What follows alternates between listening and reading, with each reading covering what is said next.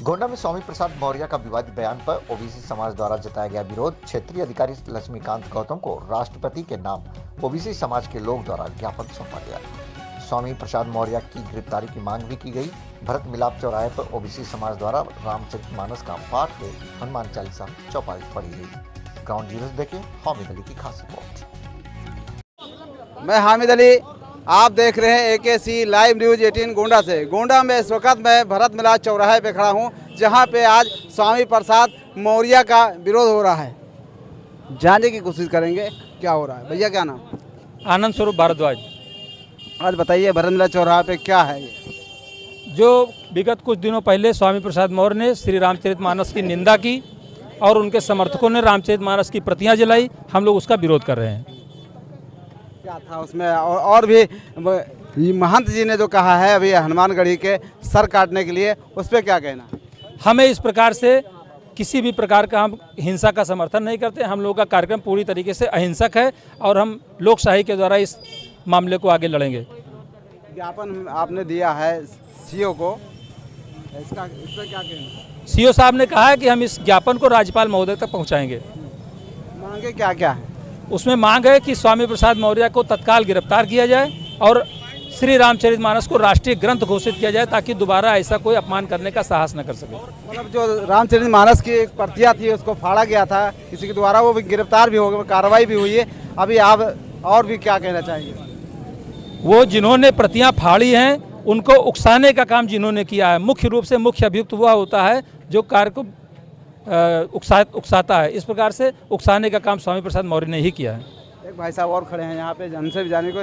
क्या नाम परिचय दीजिए थोड़ा। शिव कुमार सोनी। क्या कहना चाहेंगे? कहना हमारी यही मांग है कि स्वामी प्रसाद मौर्य को गिरफ्तार करके जेल के सीखचों में डाला जाए और उनकी बेटी जो संघमित्रा मौर्य जो भाजपा से सांसद है उनको पार्टी से बर्खास्त किया जाए, क्योंकि रामचरितमानस का अपमान हमको बर्दाश्त बिल्कुल नहीं है।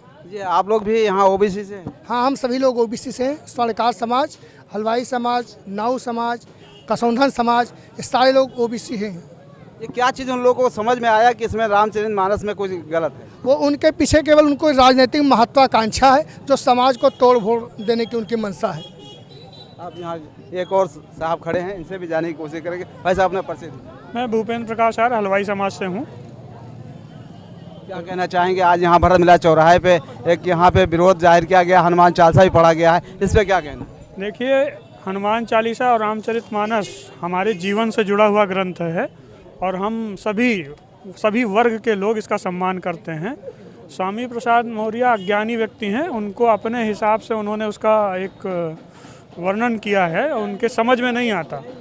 और रामचरितमानस को स्वामी गोस्वामी तुलसीदास जी ने जन जन तक राम का चरित्र पहुंचाने के लिए मानस की रचना की थी, और राम का चरित्र ही राम को भगवान की संज्ञा देता है। उसमें कोई ऐसी बात नहीं है कि जिसका मतलब उस पर विवाद खड़ा किया जाए। अगर उनको कुछ अंश से दिक्कत है तो उनको गोस्वामी जी के पास जाना पड़ेगा, तभी वो उसको वहाँ से हटवा पाएंगे। अब वो हटाया तो नहीं जा सकता, उनकी डिमांड है कि कुछ पंक्तियाँ वहाँ से हटा दी जाएं।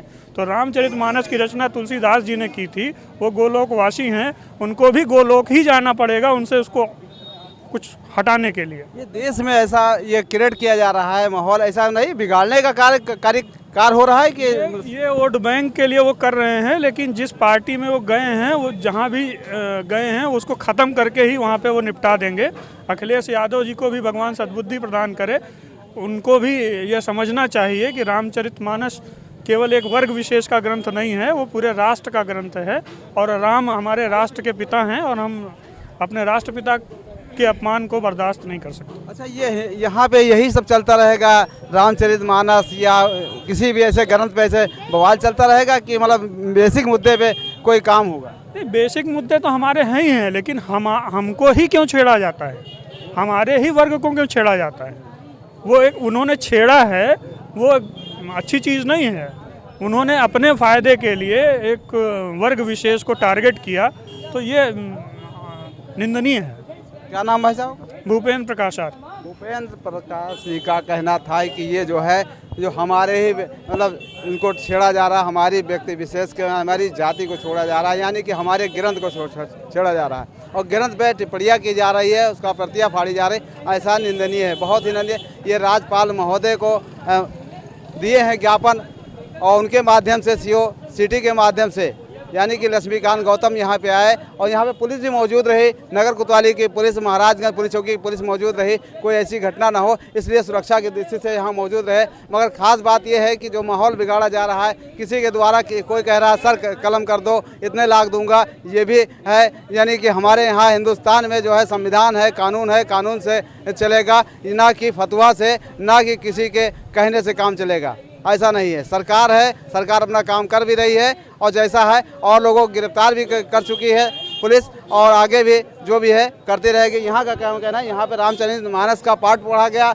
हनुमान चालीसा की चौपाई भी पढ़ी गई। यहाँ मैं हामिद अली, कैमरामैन तौफीक के साथ, लाइव न्यूज़ 18 गोंडा।